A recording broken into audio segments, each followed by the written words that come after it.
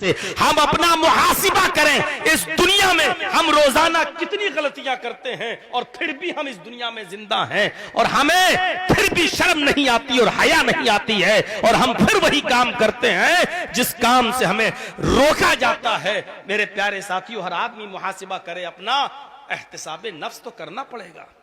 अगर आप अपने आप का मुहासिबा करने लगे तो आज सोशल मीडिया पर जो लेटर पैड वायरल होके चल रहे हैं मुकर्रिरीन और मौलवियों के खिलाफ, इनकी नौबत ना आए। आप लोग अपने आप को चेंज नहीं करते हैं तो गुस्सा हम लोगों पे उतारा जाता है। हम लोगों को पेशावर कहा जा रहा है, पेशावर मुकर्रिर, पेशावर मौलवी। अरे दुनिया में कोई ऐसा आदमी बताओ जो पेशावर नहीं है। अगर कोई आदमी मस्जिद में सिर्फ नमाज ही पढ़ाता है तो क्या वो पेशावर इमाम नहीं है? अपनी मस्जिद से वो हटाया जाता है तो फिर बेचारा दिल्ली जाता है, बंबई जाता है, लखनऊ जाता है और फिर वहां इमामत करता है, क्योंकि आप उस इमाम को 5,000 रुपए और 8,000 रुपए दे रहे हो। उसमें उसकी बीवी और बच्चों का खर्चा नहीं चल रहा है। फिर वो 20,000 और 25,000 के लिए अपना इलाका छोड़ के बंबई, दिल्ली, कलकत्ता, दूसरे बड़े शहरों में जाता है, फिर वहां इमामत करता है। क्या ये पेशावर इमाम नहीं है? एक आदमी सिर्फ मदरसा चलाता और मदरसे में पढ़ाता है, इस मदरसे से हटा तो दूसरे मदरसे में गया, दूसरे मदरसे से हटा तो तीसरे मदरसे में गया। क्या यह पेशावर मुदर्रिस नहीं है? जो लोग कोई धंधा और काम नहीं कर रहे हैं, सिर्फ मदरसा चला रहे हैं और चंदा कर करके मदरसों में लाकर बच्चों को पढ़ा रहे हैं और उसी में से वो अपने घर का खर्चा निकाल रहे हैं, तो क्या वो पेशावर मदरसा चलाने वाला नहीं है? अरे पेशावर कौन नहीं है?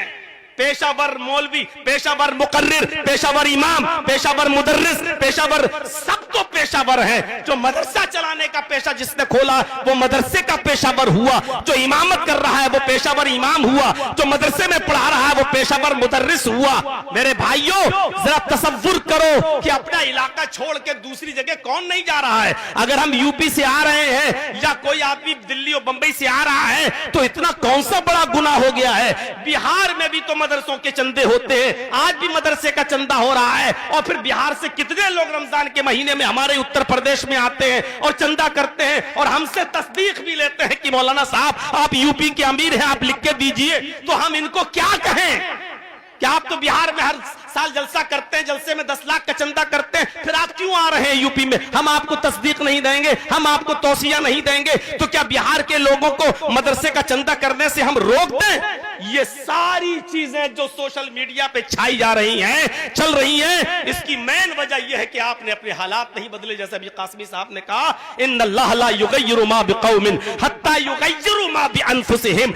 हम अपने आप को नहीं बदलते हैं, हमें अपने आप को बदल देना चाहिए। अगर हम अपने आप को बदल देंगे मेरे भाइयों, ये सारे सोशल मीडिया पे आने वाले पर्चे और ये सारे लेटर पैड सब अपने आप बंद हो जाएंगे। हम नहीं बदलते हैं, हमने एक मिजाज बना लिया है और वो मिजाज ये है कि हर जलसे में मेला भी लगेगा, दुकानें भी लगेंगी, औरतें भी आएंगी, लड़कियां भी आएंगी, यहाँ जलसा होगा और वहां जलेबियां खरीदी जाएंगी, चूड़ियां खरीदी जाएंगी, गुब्बारे खरीदे जाएंगे, ये सारे काम होंगे। और इस पर बड़े बड़े मदनी और सलफी मौलवी पैजामे से बाहर हो जाएंगे और कहेंगे कि जलसों का फायदा क्या हो रहा है, जलसों की सब नुकसान ही है, ये जलसे ज़हनी अय्याशियों के अड्डे बने हुए हैं। मेरे भाइयों, इनको बारात में नहीं दिखाई देता है कि कितनी बेहयाई हो रही है। अगर तुम्हें बाइकाट करना तो फिर सबका करो, इन जलसों का भी करो। और शादियों में जो औरतें बेपर्दा होके जा रही हैं वहां तुम निकाह पढ़ाने क्यों पहुंच जाते हो?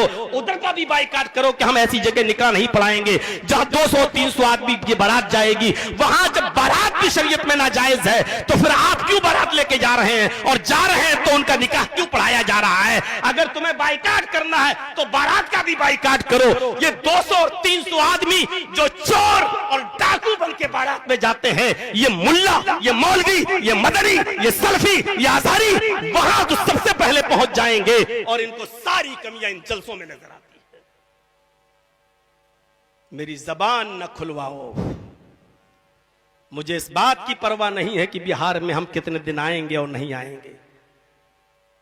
ऐसा मौका ना दो कि मैं ये भी कहने पर मजबूर हो जाऊं कि मदरसों के नाम पर, यतीमों गरीबों के नाम पर कितना पैसा बाहर से लाया जाता है और कितना यतीमों और गरीबों पर खर्च किया जाता है और कितने से अपनी 50 बीघा और 100 बीघा जमीनों का इंतजाम कर लिया जाता है। मेरे भाइयों, हमारी जबान न खुलवाओ। मगरिबी यूपी का अमीर हूं, अच्छी तरीके से जानता हूं कितना पैसा कहां लगता है।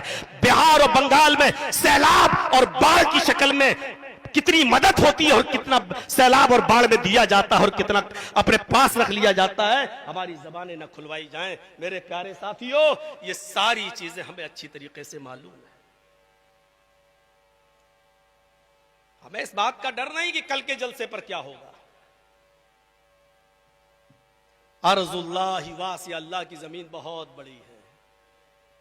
ऊपर वाले ने इंसान को अगर पैदा किया है, वो भूखा उठाता जरूर है लेकिन भूखा सुलाता नहीं। इतना याद रखिएगा।